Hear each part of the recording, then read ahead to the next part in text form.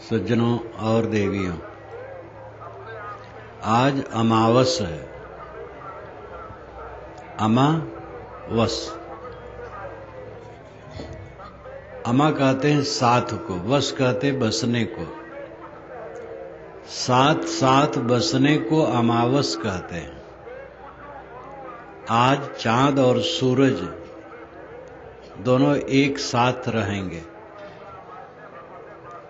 वे परस्पर बहुत दूर हैं, लेकिन लगता है कि निकट है।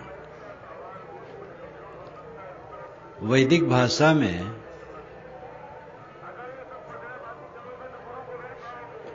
विराट पुरुष के मन से चंद्रमा बना और उसकी आंखों से सूरज, और सूरज आके आंखों में समा गया और चंद्रमा मन में।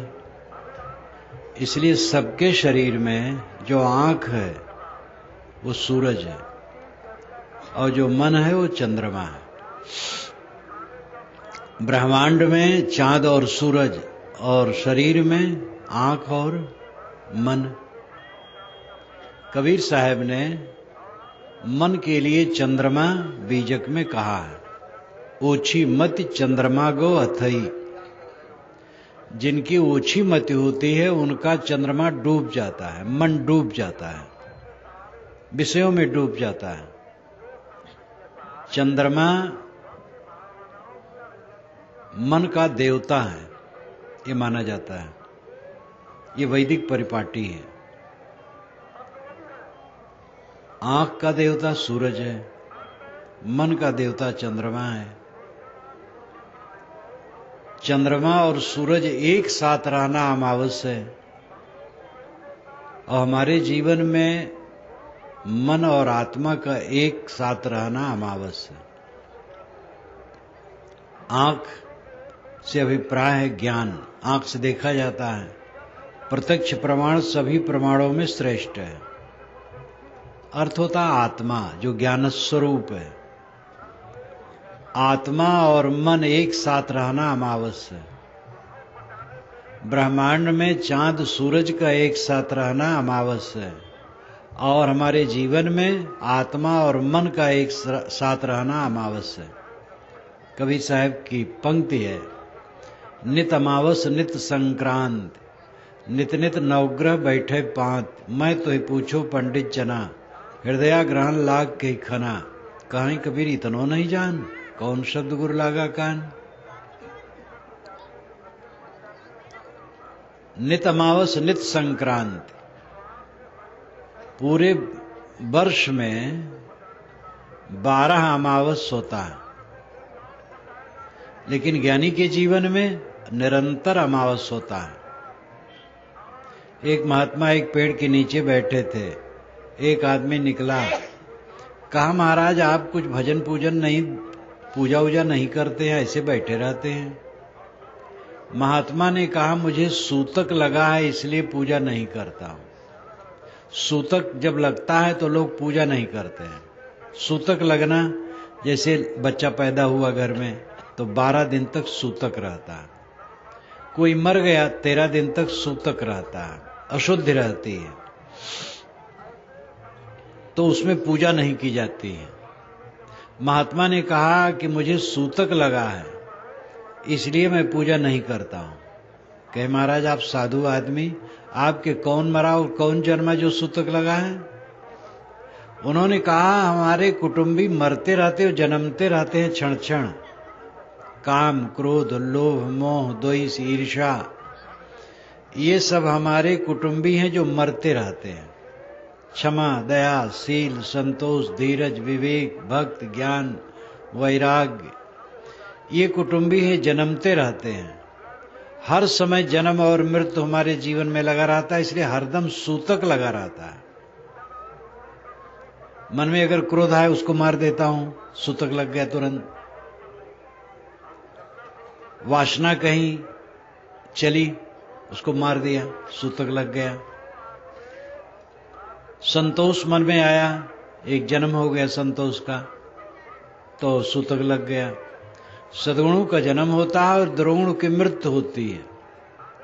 इस प्रकार मुझे हरदम सूतक लगा रहता है।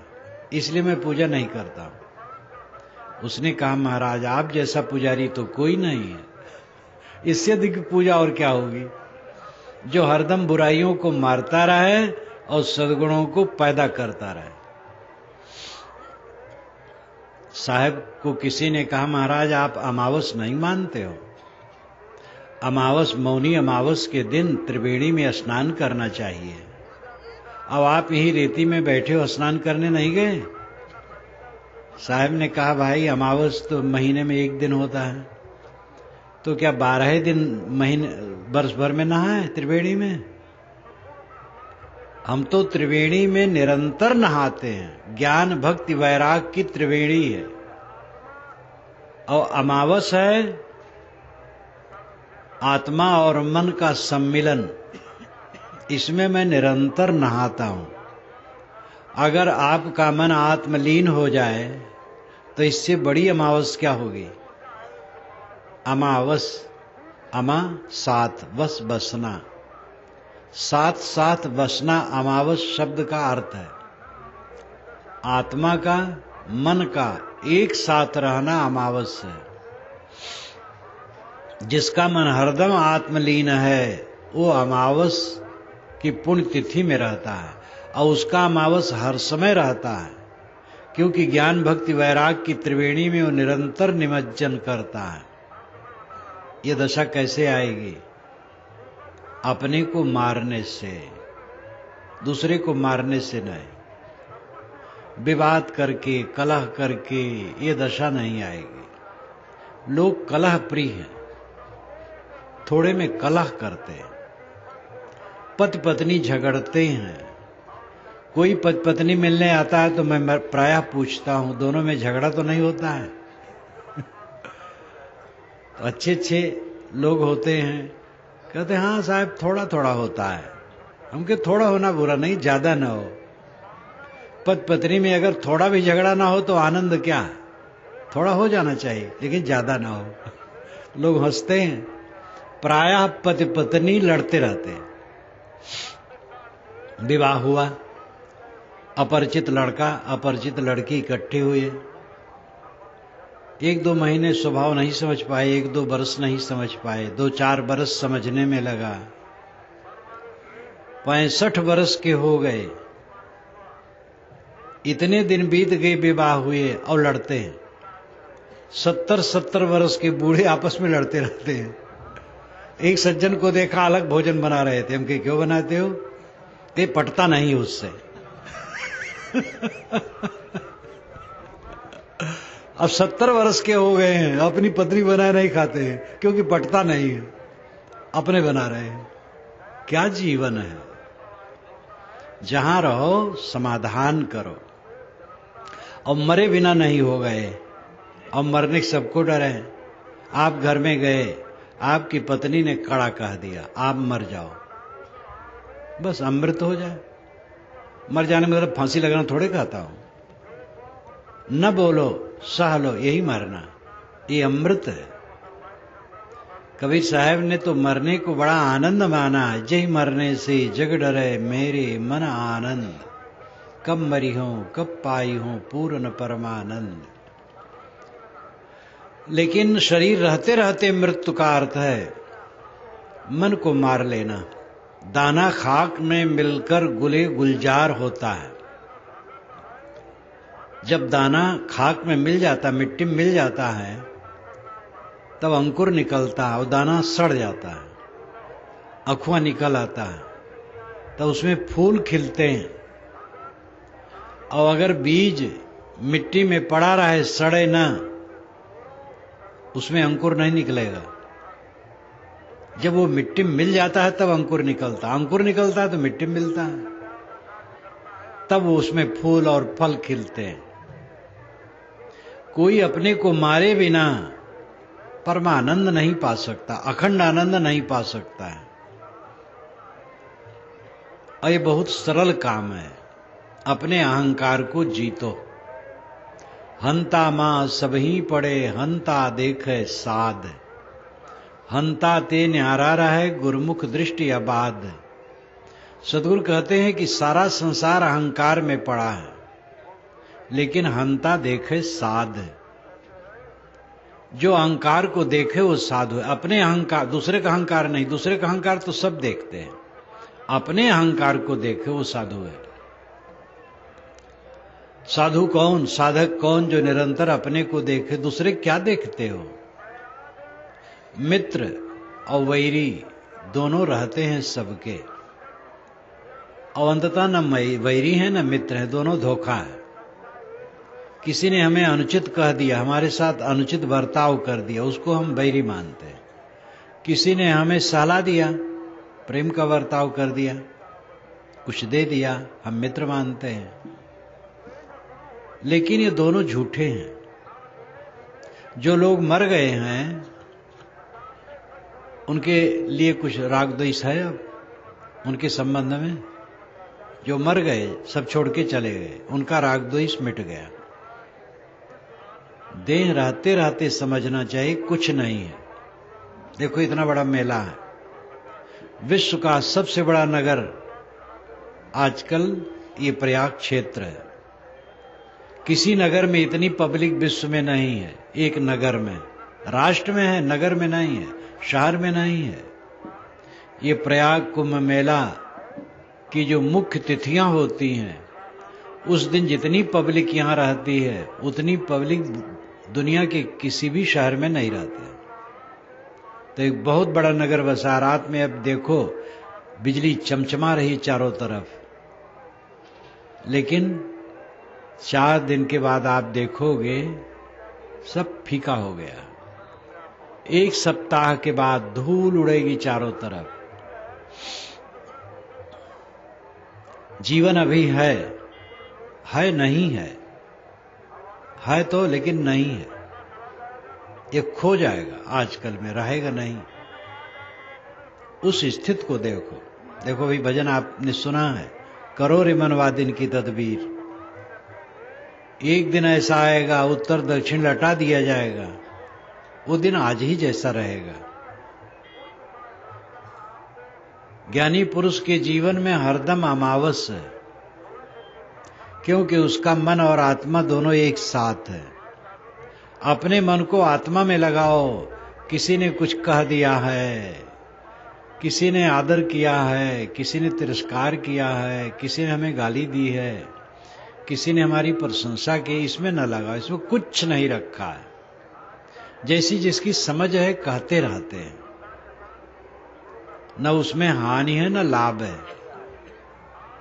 लाभ है अपने मन को समेट लेना, आत्म अभिमुख हो जाना, अंतर्मुख हो जाना, अंतर संतुष्ट। ये उपाय करो। नित अमावस साहब कहते हैं हमारे जीवन में नित अमावस है। चांद सूरज एक साथ है, आत्मा मन एक साथ है, और नित संक्रांत। संक्रांति कहते हैं एक घर से दूसरे घर में जाने की स्थिति को।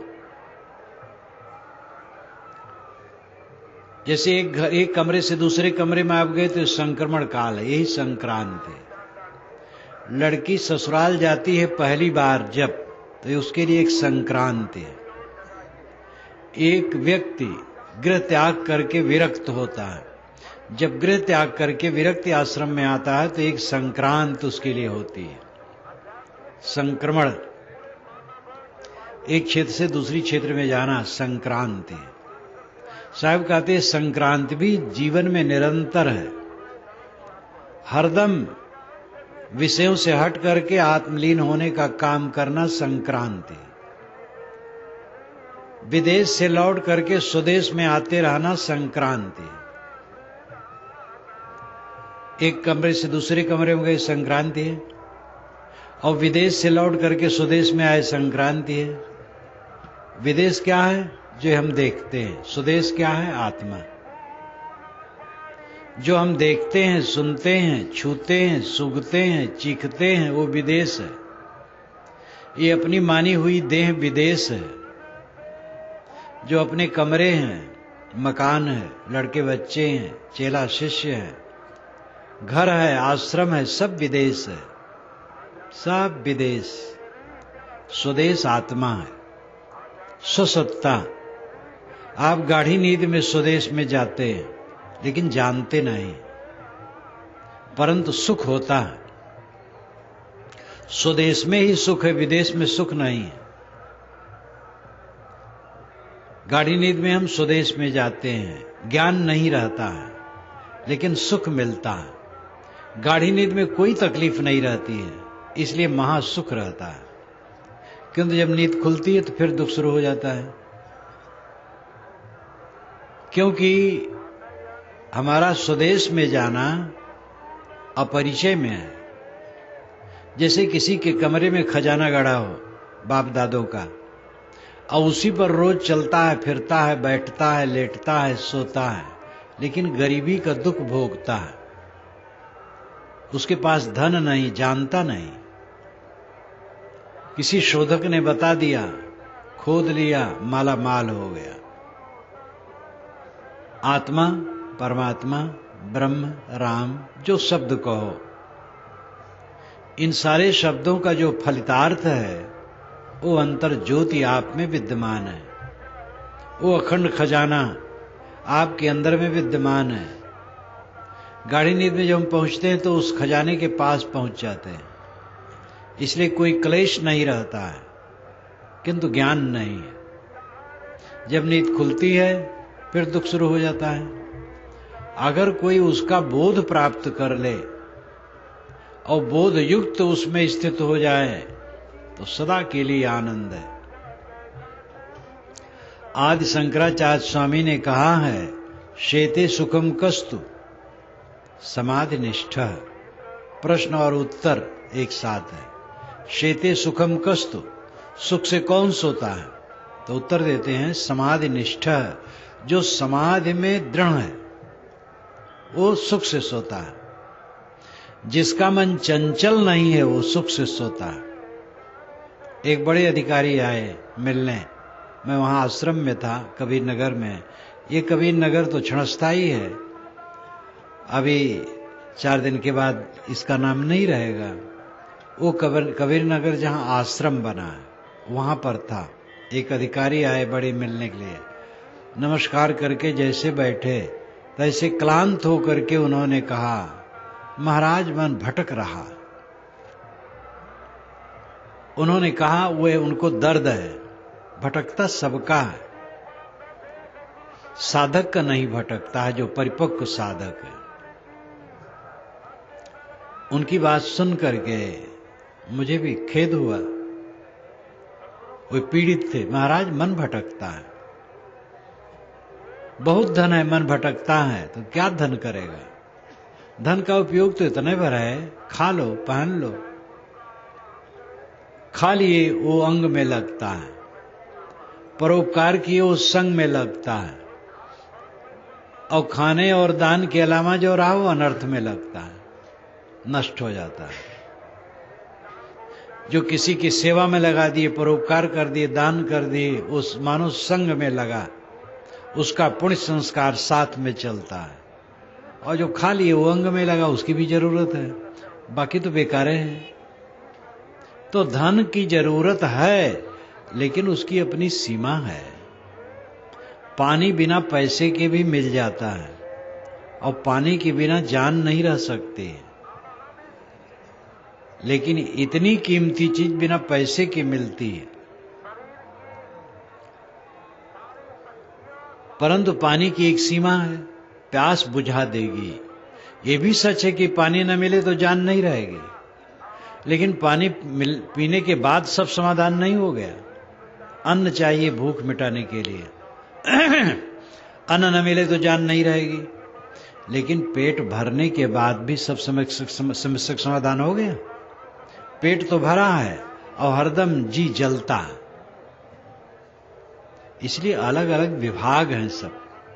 पानी की जरूरत है, अन्न की जरूरत है, कपड़े की जरूरत है, निवास की जरूरत है, और इन सब चीजों के लिए रुपए की जरूरत है। जबकि रुपया न खा सकते हो, न पहन सकते हो, न ओढ़ सकते हो, लेकिन एक मान्यता है सरकार की, तो उससे व्यवहार में सुविधा होती है। कहीं चले थोड़ा रुपया ले लिए, जेब में धर लिए, कोई बोझा नहीं। जहां गए वहां कमरा किराए पे लेकर के रह गए। अपना कमरा घर से उठा के तो नहीं ले जा सकते हैं, वहां किराए पर ले लिए, रह लिए। अपने घर से चावल दाल हर चीज लेकर के कहां तक चलोगे? पैसा है, खरीद लिए, पका के खा लिए, फल फूल खा लिए, लोग होटल में खा लिए पैसा दे करके। तो पैसा रुपया खाया पिया नहीं जाता, ओढ़ा बिछाया नहीं जाता, लेकिन एक मान्यता है तो वो सुविधाजनक है, उसका भी उपयोग है, उसकी भी जरूरत है, लेकिन उसकी अपनी सीमा है। विद्वान होना चाहिए, पढ़ना लिखना चाहिए, लेकिन पढ़ लिख करके सब समाधान नहीं हो गया। विद्वान है वो दुखी है, चित्त जल रहा है। कई विषय में आचार्य और इमें हैं, अर्ध विक्षिप्त की तरह घूमते हैं, चित्त शांत नहीं है। विद्या का महत्व है, धन का महत्व है, हर चीज का महत्व है। सबसे बड़ा महत्व किसका है? सब कुछ किसके लिए है? मन की शांत के लिए। मन अगर शांत नहीं है तो कुछ नहीं है, और मन शांत है तो सब कुछ है। भोजन तो मिलेगा ही, अपना हाथ पैर मारते रहो और प्रारब्ध पर निर्भर रहो। शरीर के साथ प्रारब्ध है, प्रारब्ध पहले बना पीछे बना शरीर। ये दोहा मुझसे एक संत ने बहुत पहले कहा था, जब मेरी थोड़ी उम्र थी। बड़े मोटे ताजे तगड़े मस्त शरीर के संत थे, अकेले रहते थे। उनको सुबह जो दातून दे दे उसी यहां भोजन करते थे। अगर कल भोजन कराना तो आज दातून दे आओ। जिसका दातून पहले मिल गया उसी यहां जाएंगे, दूसरे यहां नहीं। और उनके सामने भोजन परोस दो, वो बिछा करके बिस्तर तब बैठते थे जमीन में, खाते खाते लेट जाते थे, फिर बैठ के खाते थे। कहते बेटा, बोरा में अन्न भरा जाता है तो पटक पटक करके भरा जाता है। बड़े मोटे ताजे एकदम गजब थे। तो उनके दर्शन मैंने किया तो उन्होंने मुझसे पूछा, पहले प्रारब्ध बना कि शरीर बना? अब उतनी उम्र में तो कुछ मुझे पता नहीं था कि महाराज आप बताइए। तब उन्होंने कहा, प्रारब्ध पहले बना पीछे बना शरीर। पहले प्रारब्ध बना है तब शरीर बना है। ऐसा मनुष्य न सोच करके मन धीरज नहीं धरता, मन नहीं बांधे धीर। अरे भाई, प्रारब्ध पहले बन गया है तब शरीर बना है। देखो ये पक्षी कीड़े मकोड़े पशु सब खा रहे हैं। आवारा कुत्तों के लिए क्या है? जो पले हुए कुत्ते हैं वो तो अपने मालिक द्वारा खूब खाते पीते सब चीज पाते हैं, लेकिन आवारा कुत्ते क्या पाते हैं? लेकिन वो भी खाते हैं, घूमते हैं और धूल में मस्त होके सोते हैं। कोई निकलता है, वो सड़क में आंख मूंदे सो रहे हैं, जब कोई निकलता है तो जरा सी आंख खोल करके देख लेते, फिर सो जाते। मालूम तो बादशाह है, न तकिया है, न गद्दा है, न गलीचा है, न चादर है, कुछ नहीं। मैं बिहार कार्यक्रम में गया, मेरी गाड़ी बहुत लेट थी। कटिहार शाम को पहुंच जाना चाहिए था दिन रहते रहते, लेकिन पहुंची 10 बजे रात में। गर्मी का महीना था, जहां जाना था लेने लोग आए थे कि महाराज अब रात में चलना तो ठीक नहीं, सुबह चलेंगे। वेटिंग रूम में हम लोगों ने प्रबंध कर लिया है, सामान लोग ठीक कर रहे थे। उस प्लेटफार्म पर मैंने देखा एक कुत्ता सोया है। मैंने कहा देखो यहां हवा चल रही है और कुत्ता को तकिया बिस्तर की कुछ जरूरत नहीं है, कमरे की भी जरूरत नहीं है, सो रहा है। हम लोग इतने झंझट में हैं कि कमरा खोजे, वहां चलें, वहां बिस्तर भी चाहिए। कैसा प्राकृतिक जीवन जानवरों का है, उनका गुजर होता, हमारा नहीं होगा। क्या भोजन नहीं मिलेगा? भोजन मिलेगा, वस्त्र मिलेंगे, सोने की जगह मिलेगी। मेहनत करते रहो, आलसी न रहो, जहां रहो मेहनती रहो, और जो मिले उसमें संतोष रखो, तुलना न करो। दूसरे के मकान दूसरे की जमीन, दूसरे के परिवार, दूसरे के मठ मंदिर न देखो। साधु लोग भी लोभा गए। किसी बड़े साधु का मठ देखे बड़ा सा और उनके छोटा है तो अपने छोटा मान लिए। मठ से कोई छोटा बड़ा होता है? मकान से कोई छोटा बड़ा होता है? ये बाहर की चीजें हैं, छोटा बड़ा कुछ नहीं। वास्तव में बड़ा वह है जिसका मन अंतर्मुख है, अंतर संतुष्ट है, तृप्त है, हर समय संतुष्ट, तृप्त काम, आप्त काम, पूर्ण काम, अकाम, निष्काम, हर समय मनमग्न, वो धन्य है। और ये पैसे से नहीं होगा, पद से नहीं होगा, विद्या से नहीं होगा, ऊंची जात जिसको कहते उससे नहीं होगा। ऊंची ऊंची जात कुछ नहीं है, सब बराबर है। ये झूठ है ऊंची जात नीची जात। ये रोग मान करके आदमी ने बहुत नुकसान किया है। ये ऊंची जात मान करके कुछ नहीं होगा। वाक्पटुता काम न करेगी, शास्त्रों का व्याख्यान काम न करेगा। शब्द जालम महारणम चित्त भ्रमण कारणम। शब्द जाल महाजंगल है। विद्वान होने से कोई शांति पाता है? अविज्ञाते परे तत्ते शास्त्राधीत निष्फला। विज्ञाते परे तत्ते शास्त्राधीत निष्फला, ये स्वामी शंकराचार्य कहते हैं। अगर आत्म तत्व का ज्ञान नहीं है तो शास्त्र अध्ययन निष्फल है। अब आत्म तत्व का ज्ञान हो गया तो भी शास्त्र अध्ययन निष्फल है। आत्म तत्व का ज्ञान हो गया, आत्मा में स्थित हो जाओ, शास्त्र क्या करोगे? तो यहां पर शास्त्र के पक्षधरों को उन्होंने डांटा है। बस खाली विद्वान बन गए, तुम बड़े हो गए। जो आत्मरत है, आत्म संतुष्ट है, वो बड़ा है। बड़ा बड़ा क्या, सुखी रहो, बस यही जीवन का फल है। क्यों कमाते हो? खाने के लिए।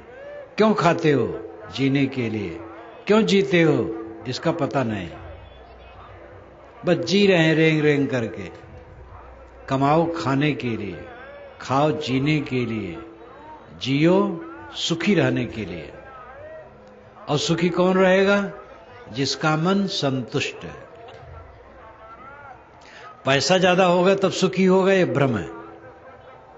विद्वान होगा तब सुखी होगा, ये भ्रम है। गुरु बाबा बन जाएगा तब सुखी होगा, ये भ्रम है। महंत मंडलेश्वर जगत गुरु बन जाएगा तो सुखी होगा, ये भ्रम है। मंत्री बन जाएगा सुखी होगा, ये भ्रम है। सुखी वह होगा जिसने अपने मन को मार लिया है। व्यवहार और परमार्थ दो है। जीवन का गुजर हो जाए और मन शांत रहे। भूख लगने पर थोड़ा भोजन मिल जाए और कुछ कपड़े मिल जाए तन ढकने के लिए और सोने की जगह मिल जाए और मन शांत रहे, तो इससे बड़ा और क्या धन है? मन शांत नहीं रहा, ठाट बाट सब बढ़ गया, क्या हुआ? नित संक्रांति। ज्ञानी के जीवन में निरंतर संक्रांति है। वो विदेश से स्वदेश में हरदम आता रहता है।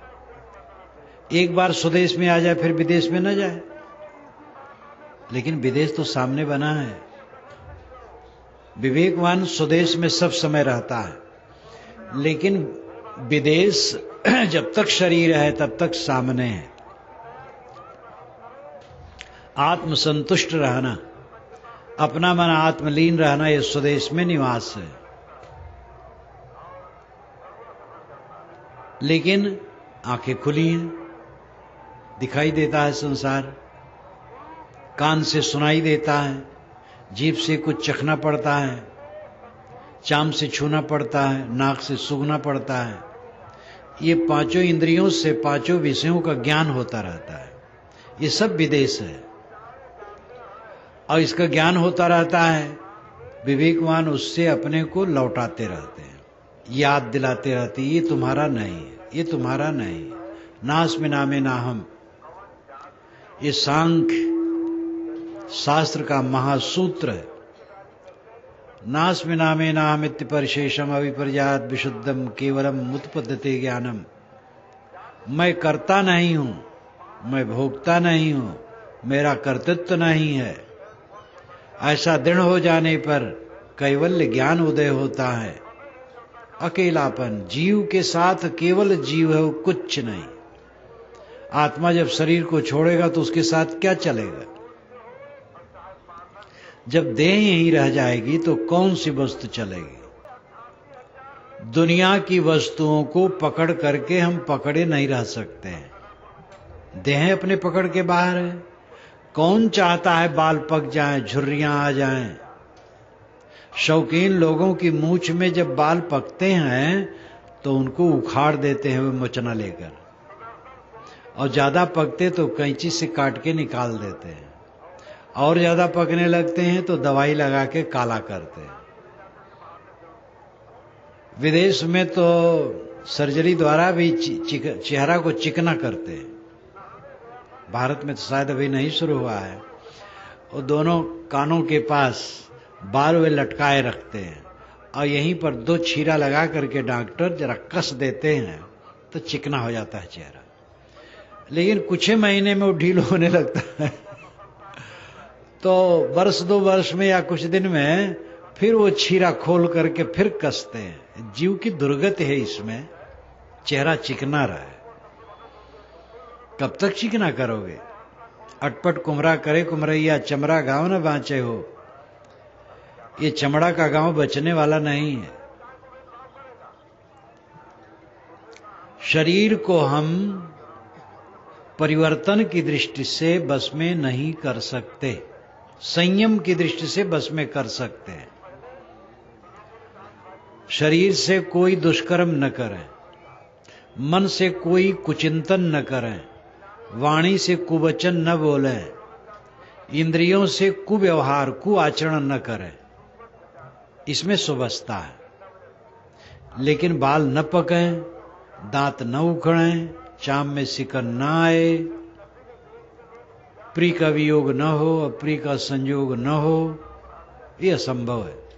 सर्वे इच्छांता निचयाः पतनांता समुच्छ्रयाः, संयोगा विप्रयोगांता मरणांतम ही जीवितम। सर्वे क्षयांता निचयाः, निचयाः संग्रह, क्षयांता नाश। सारे संग्रहों का नाश है। सर्वे क्षयांता निचयाः पतनांता समुच्छ्रयाः, समुच्छ्रयाः ऊपर उठा, उन्नत हुआ, पतनांता पतन पक्का है। ऊपर उठा है नीचे आएगा। देखो आप लोगों ने मुझे चौकी पर बैठाया है और मैं सोचूं कि वहां मुझे तो ऊंची चौकी मिली, मैं बैठा रहूं, आप सब चले जाए, मैं यहीं बैठा रहूं रात भर, तो लोग क्या कहेंगे? दिमाग खराब हो गया। चौकी मिल गई तो बस बैठे रहना है, उतरना पड़ेगा। चौकी पर बैठे हो चौकीदार है, जमीन पर बैठे हो जमींदार है। चौकी पर बैठने से कोई आनंद नहीं है। जो ऊंचा बैठे हो बड़ा हो गया, तो जो चौकी पर बैठता है उसके सिर पर मक्खी बैठती है, तो मक्खी और बड़ी हो गई। इसलिए ऊंचा बैठने से कोई बड़ा नहीं।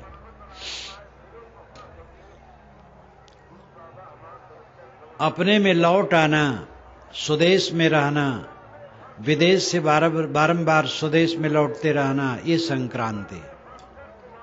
स्वदेश विदेश पहले समझो।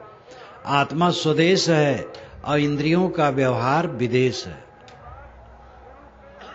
आत्मा शुद्ध चेतन है, आप शुद्ध चेतन आत्मा, ज्ञान मात्र, उसमें कुछ नहीं। अन्न में, प्राण में, मनो में, ज्ञान में, आनंद में 5 कोश हैं। 5 कोशों के अंदर में आत्मा छिपा बैठा है। अन्नमय कोश ये स्थूल शरीर है, हाड़ मांस का ढांचा। प्राणमय कोश हवा का अंश है शरीर में, जितना हवा है प्राण में, शरीर में, वो प्राणमय कोश है। तो इस स्थूल शरीर से आत्मा अलग है और ये प्राणमय कोश से भी आत्मा अलग है। जो प्राण है उससे भी आत्मा अलग है। और मनोमय कोश तीसरा है। जितने संकल्पों का, विकल्पों का समुच्चय है वो मनोमय कोश है, उससे भी आत्मा अलग है।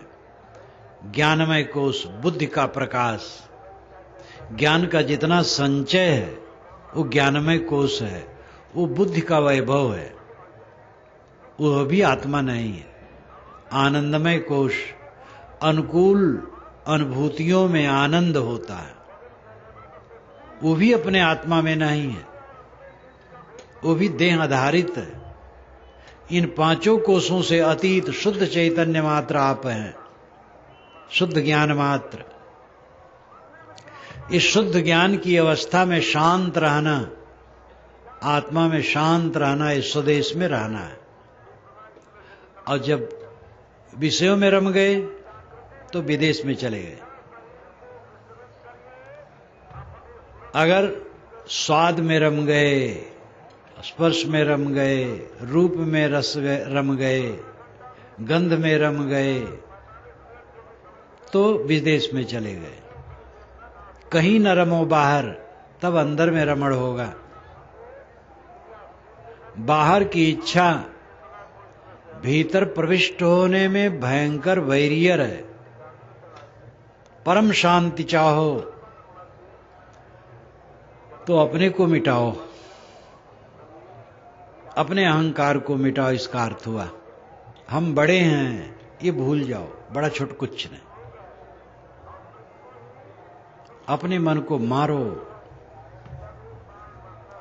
किसी की बात सुन करके सह लो, कटु न कहो, विवादी न बनो, कलह प्रिय न बनो, कामनाओं को मिटाओ, निष्काम निर्माण हो जाओ। अगर वो पद चाहते हो तो मैंने बीच में कहा था, दाना खाक में मिलकर गुले गुलजार होता है। बीज पृथ्वी में सड़ करके पौधा पैदा करता है, तब फल फूल आते हैं। वो मिट्टी में न मिले तो कुछ नहीं होगा, बेकार हो जाएगा। जो अपने अहंकार को मिटा नहीं देगा परमानंद नहीं पाएगा।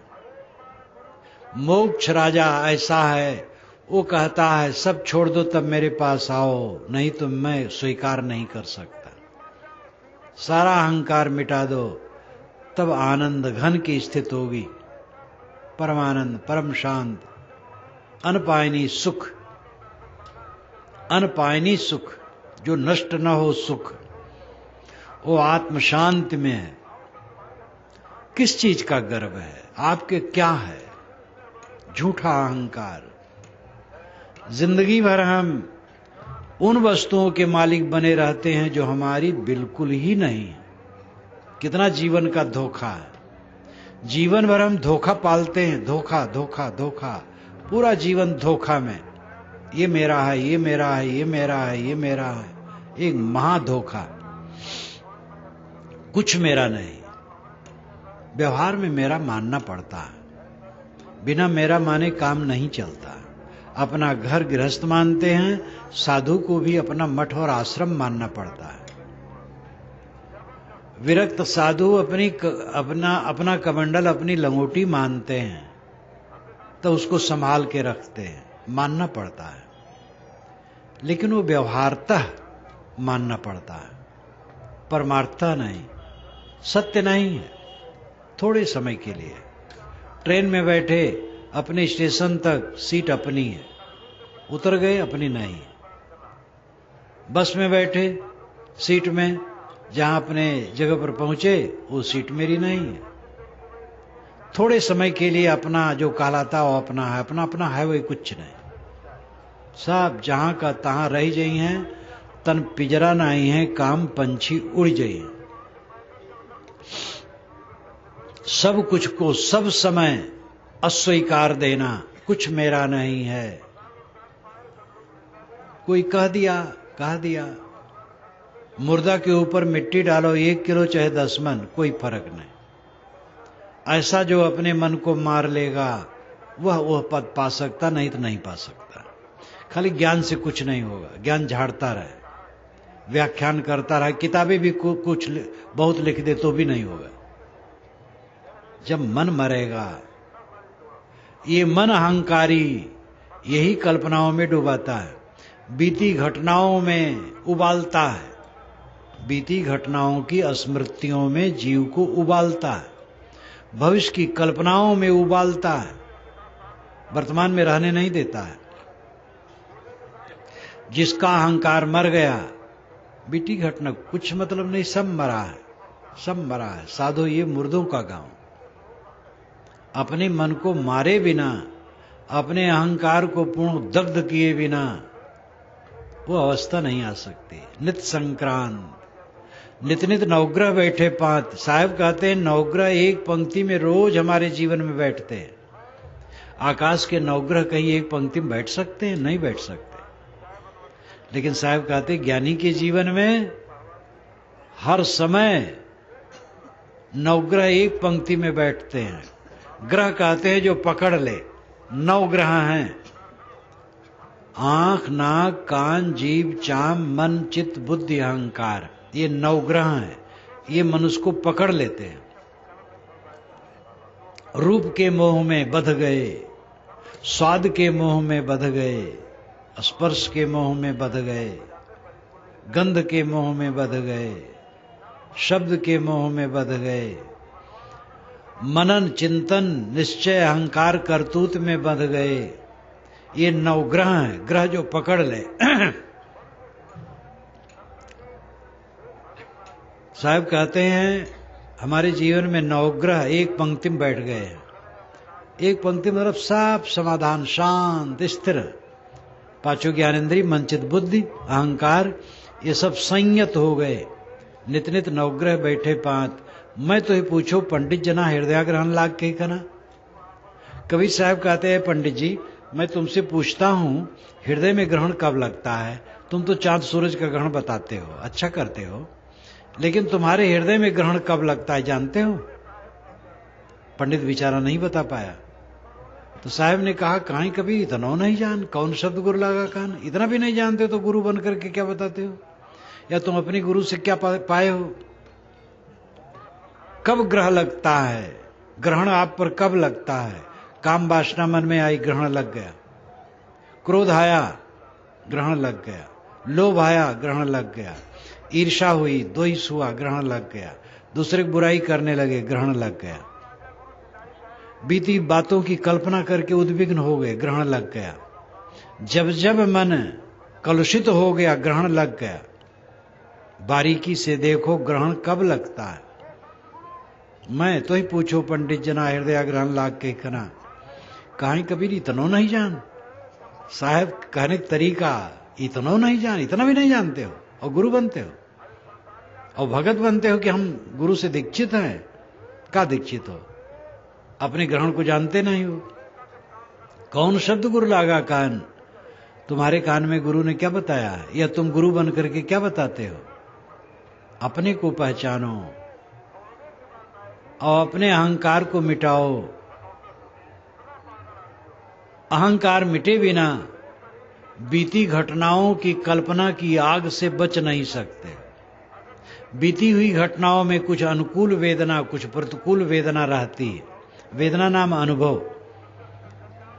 जहां अनुकूल लोग मिले उसमें पुलकाव होता है उसकी स्मृति में, और जो हमारे साथ बुरी घटना घटी उसमें क्लेश होता है और आदमी उसी को भांजता रहता, उठाता धरता रहता है और भविष्य के लिए निरर्थक कल्पना करता रहता है। इसी में वो पीड़ित रहता है। तो साहब की ये पंक्तियां, थोड़ी पंक्ति मैंने कही, नित अमावस, नित संक्रांत, नित नित नवग्रह बैठे पांच। मैं तो पूछो पंडित जना हृदय ग्रहण लाग के खना। काहे कबीर इतना नहीं जान, कौन शब्द गुरु लागा ज्ञान। 3 पंक्तियां हैं। बुझ बुझ पंडित पद निर्वाण, ये बीजक का पद है। पूरा पद मैंने नहीं कहा। शुरुआत है बुझ बुझ पंडित पद निर्वाण, सांझ परे कहवा बसे भान। उसी में ये 3 पंक्तियां नीचे की हैं। ज्ञानी के जीवन में निरंतर अमावस है क्योंकि उनका मन आत्मा में लीन है। चांद सूरज इकट्ठे हैं। नित संक्रांति है क्योंकि वे विदेश से लौट करके सदैव स्वदेश में आते रहते हैं। जड़ प्रकृति से हट करके आत्मस्थ होते रहते हैं और उनके नवग्रह एक पंक्ति में बैठे रहते हैं। 5 ज्ञानेंद्रिय और चतुष्टय अंतःकरण समाहित और शांत रहते हैं। और इसकी कुंजी पहचानने की है कि अपने समझो कब ग्रहण लगता है। अगर मन विकारी हो गया तो ग्रहण लग गया, और मन निर्विकार है, बस ग्रहण से रहित है। इस पर हम सब अपने को कसें और अपना उद्धार करें। देव की जय। अभी हम सब इस मौनी अमावस्या के पावन पर्व पर पूज्यवर गुरुदेव जी के बहुत ही चिंतनपूर्ण कल्याणकारी विचारों से लाभान्वित हो रहे थे। अमावस्या, अमावस क्या है, संक्रांति क्या है, जैसा कि गुरुदेव जी ने ही कहा कि ये बीजक का एक पद है, इस पर इसके कुछ पंक्तियों पर चर्चा हुई है। संपूर्ण पंक्तियों का अर्थ आप बीजक व्याख्या में पाएंगे और इसी प्रकार संपूर्ण बीजक की व्याख्या बहुत सरल शब्दों में सरल ढंग से आप अर्थ पाएंगे बीजक की। आप बीजक के 2 खंड वहां बुक स्टॉल में हैं, उसमें से आप रख करके लाभ लें। अन्य छोटी छोटी पुस्तकें हैं, मैं कौन हूं, जीवन क्या है, कबीर कौन, कबीर संदेश, ध्यान क्या है, संत कौन, ये छोटी छोटी पुस्तकें 4 रुपये 5 रुपये की, ज्यादा की नहीं है। ये पुस्तकें तो ऐसी हैं कि आप रखें और साथ साथ कुछ ज्यादा रख करके अपने मित्रों को, परिवार के अन्य लोगों को देते रहें, तो उससे बहुत अच्छी अच्छी बातें। एक पुस्तक है गुरुदेव जी की व्यवहार की कला। अभी मैं सूरत से, गुरुदेव जी के एक आश्रम है सूरत, वहां से चला तो वहां से एक फोन आया था भाई का कि व्यवहार की कला जो गुजराती में अनुवाद है उसके वो करीब 150 प्रति चाहते थे, 100 प्रति उस समय उपलब्ध नहीं है, कि उसको बंटवाना चाहता हूं। अभी धर्मपुरी में एक आश्रम है बहनों का, वहां पर 150 ढाई आखर मंगवाए कि बंटवाने के लिए। क्यों? वो अपने मित्रों को, घर वालों को, परिवार के लोगों को बांटने के लिए। ये ज्ञान का प्रचार है। उनके मन में होता है कि अच्छी बातें हम जानते हैं, वे लोग और भी जाने। क्या इस प्रकार हम नहीं कर सकते हैं? क्या धन का ये सही सदुपयोग नहीं है? दहेज में अनावश्यक चीजें देते रहते हैं लोग, ये सदग्रंथ दे करके देखें कितना अच्छा रहेगा। ये गिफ्ट की चीजें, गिफ्ट आइटम, आजकल कई गिफ्ट कार्नर, ये सब पढ़ेंगे कहीं कहीं जनरल स्टोर में, गिफ्ट कार्नर, गिफ्ट आइटम यहाँ मिलते हैं। वस्तुतः असली गिफ्ट ये है ज्ञान की पुस्तकें, इन सबको दें। बाहर आप देखेंगे बहुत बहुत अच्छी अच्छी सीडें। कई एक संत आए थे सन्यासी कल रात में, वो केवल सीडी सुनकर गुरुदेव जी से मिलने आए थे, प्रवचन सुनकर। कहां से कहां पहुंच जाते हैं, आप करके तो देखें, स्वयं सुने, औरों को सुनाएं और पढ़ें और पढ़ाएं। इसके लिए बहुत बढ़िया माध्यम है सदग्रंथ और प्रवचनों के कैसेट और सीडी जो बाहर उपलब्ध है। ये हमारा सत्संग का कार्यक्रम 23 जनवरी तक चलेगा। आज 19 जनवरी अमावस्या है और 23 जनवरी को बसंत पंचमी का पर्व है। तब तक ये सत्संग का कार्यक्रम चलेगा। समय रहेगा 2 बजे से 4:30 बजे तक।